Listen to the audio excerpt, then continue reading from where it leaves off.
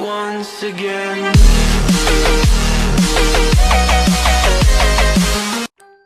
Where there is poor mental health, there's usually an associated poor digestion or a poor diet. Mental health is a mind-body experience, and there is no doubt that there is a nutritional and lifestyle component that's linked to mental health.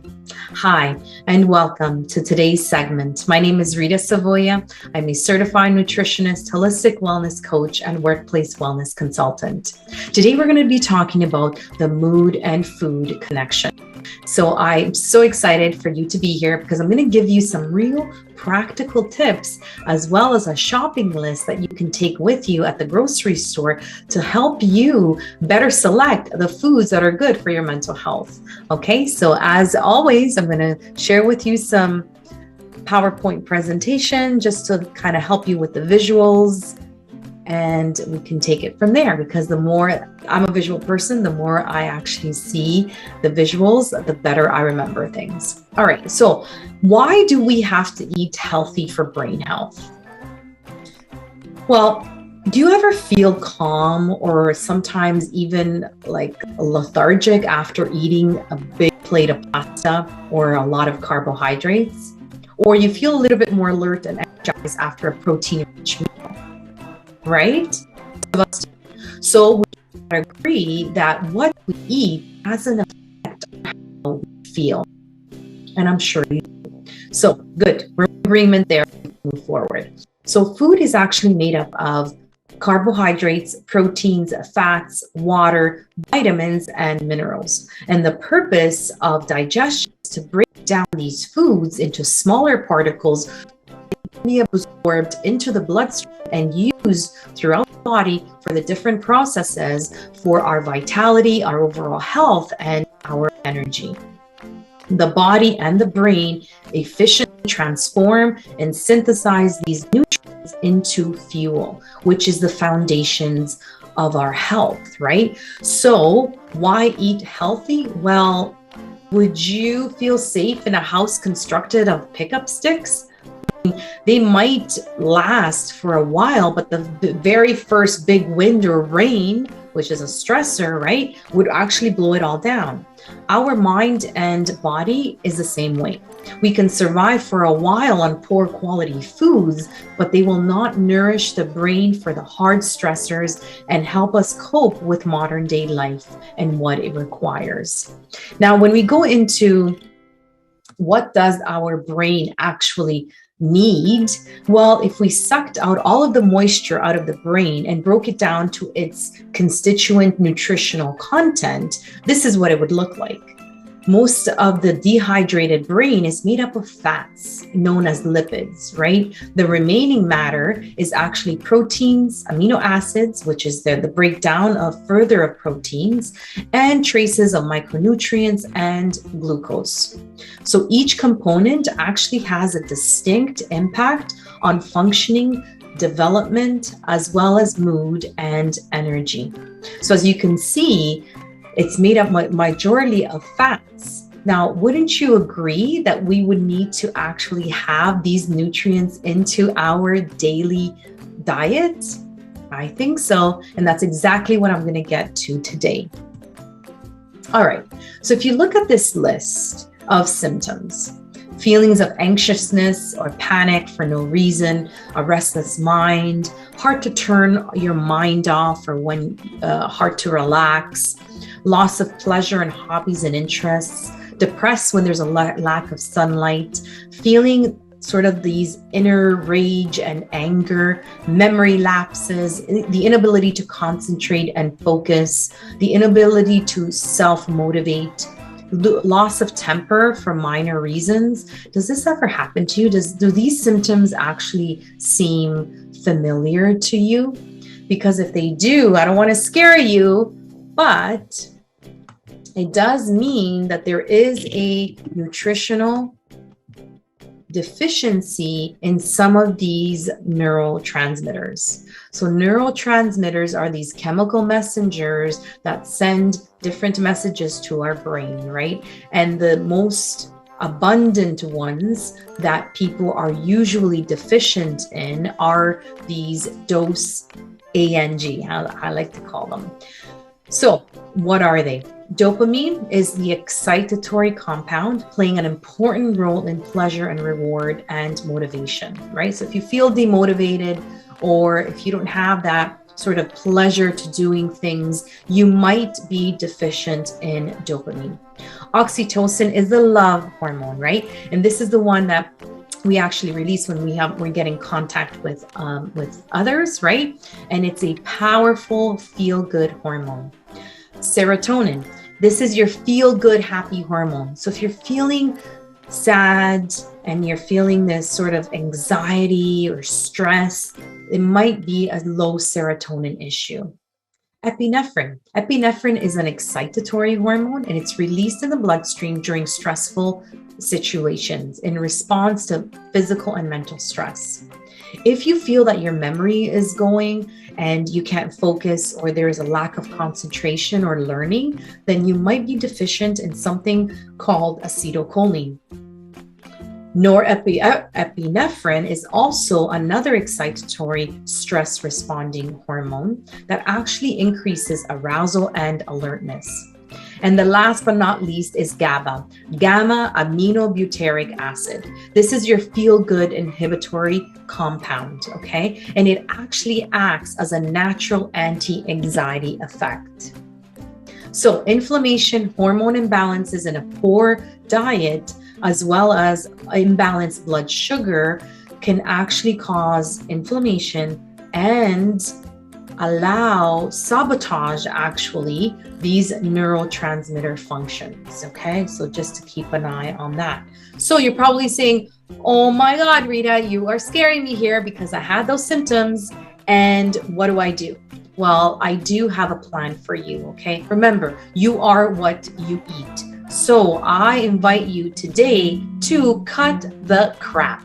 Now, what does that mean? Cut the chemicalized, refined, artificial, processed foods. My food as medicine philosophy is focused on whole, real foods that have not been processed, stripped, refined, or chemically treated, because we want to support sustainable results by avoiding foods that often include inflammatory, gut irritating, or microbe influencing ingredients. Okay, so a quick tip here is when you go grocery shopping, stick to the perimeter of the grocery store. Why? Because it has all of what you need when it comes to not having this crappy food, and inside the aisles is where the crappy food is. So avoid the aisles and stick to the perimeter of the actual grocery store.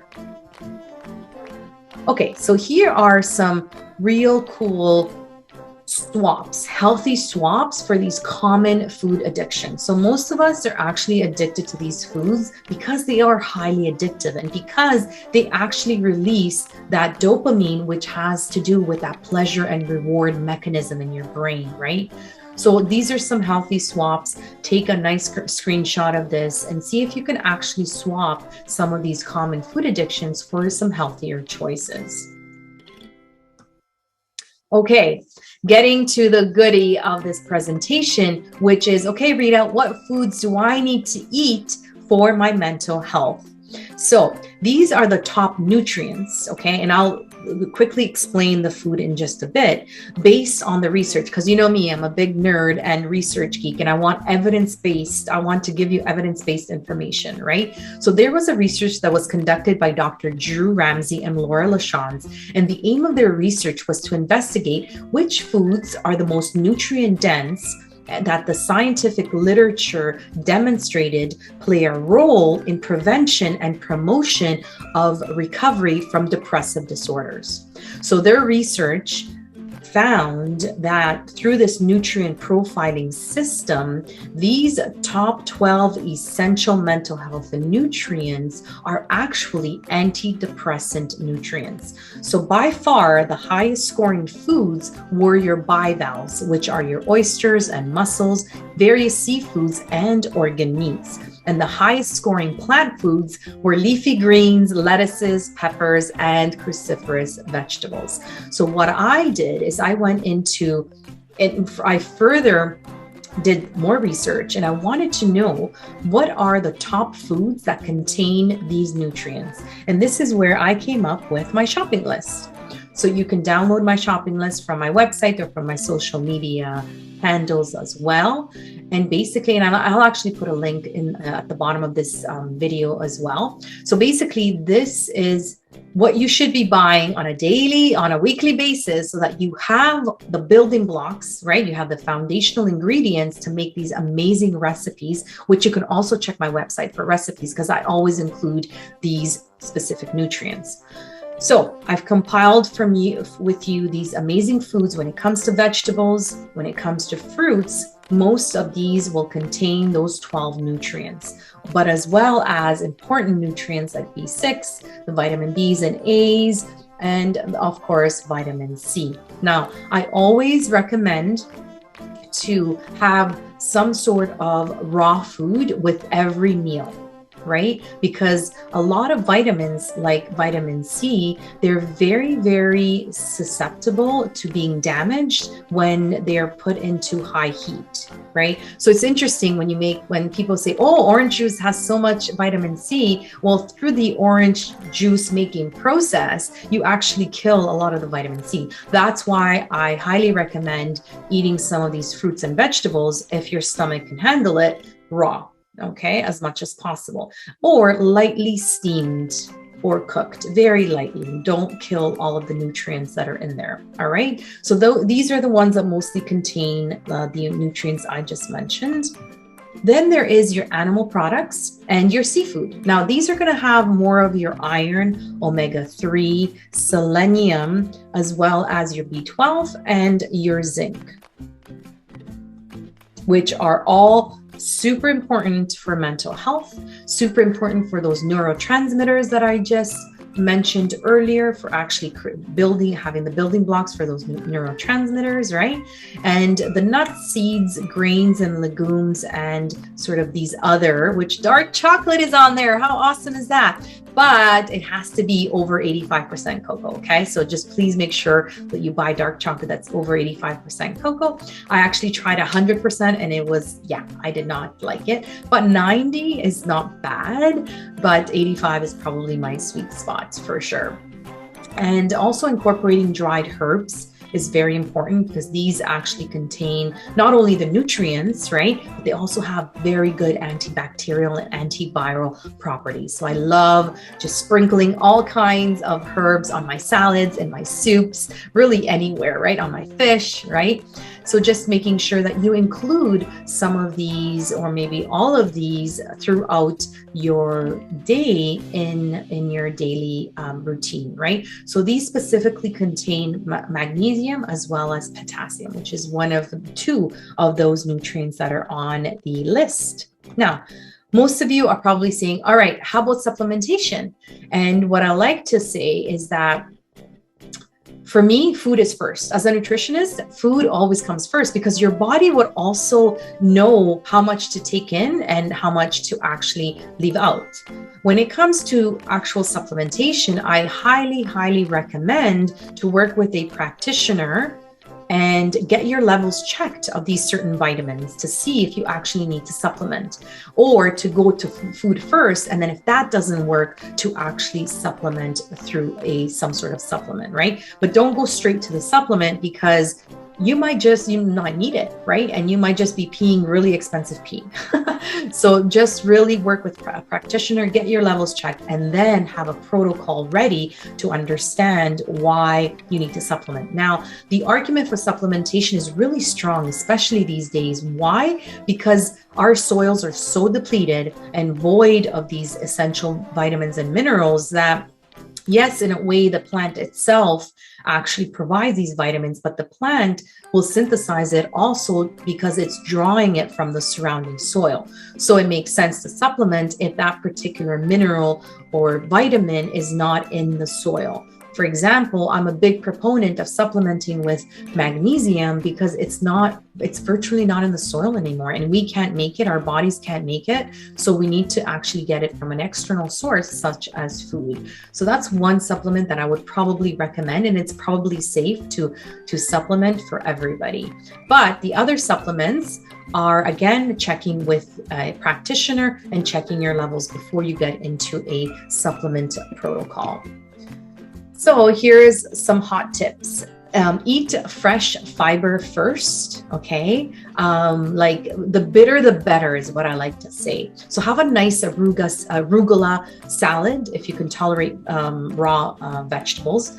Or you can even lightly steam or cook rapini, right? So just have something raw in the beginning of your meal to help with the digestive enzymes, to help start that digestive process for the rest of your meal. Also, they're so hydrating that they can actually fill you up so you don't eat as much, right? So that's probably my number one tip, is to eat fiber first. And also, if you can have some sort of fermented food, just a little bit, maybe like 2 spoonfuls of maybe sauerkraut or yogurt or kefir, kombucha, kimchi, some sort of fermented food, because that's probiotics. Probiotics feed your microbiome, and your microbiome is so important for your mental health. 70 or 80% of serotonin is produced in your gut. So you really need to have that good balance of that good bacteria in your gut. So that's why eating fermented foods is highly recommended as well. So just to summarize, eat fiber first, and as well as have some sort of fermented food. Another thing that I recommend is to actually avoid eating toxic food or highly sprayed food or GMO food. So go organic and non-GMO as much as possible. And I know this can get expensive, but honestly, you're doing yourself a favor. Spend the money now as opposed to later, right? So one of the things you can do is check the EWG, which is the Environmental Working Group. Every year they come out with a dirty dozen list. So these are the most heaviest sprayed fruits and vegetables. So this, you really need to go organic. For the rest of the stuff, you can go conventional if you're on a budget. Next is why. So it's important to know what to eat for mental health, but it's also very important to know how to eat. And if we're eating in a very stressed out environment, you know what's going to happen? Digestion is going to be blocked. And those foods are not going to be able to be broken down to their nutrient constituents. And then our body cannot even use them, or our brain. So what's the point, right? So eating, and it's actually detrimental, eating in a very stressful situation. So what I recommend, a hot tip here, is mindful eating. So how do we do that? You can actually check out one of my YouTube videos, and it has mindful eating. It's a 4-minute meditation that you'll learn it in a couple of tries, a couple of repetitions, and then you could do it on your own. And it's basically taking these deep breaths of gratitude before you eat, allowing your body to shift in a calm and a relaxed state so you can actually absorb those nutrients. So I want to leave it at that. There is so much more to say, but I'm going to leave it at that. And I just want to thank you for joining me and taking the time to really learn something new about how you can actually be in control of your mental health with your food and some lifestyle habits. So thank you again from the bottom of my heart for joining me, and subscribe to the channel for more tips. Ciao for now.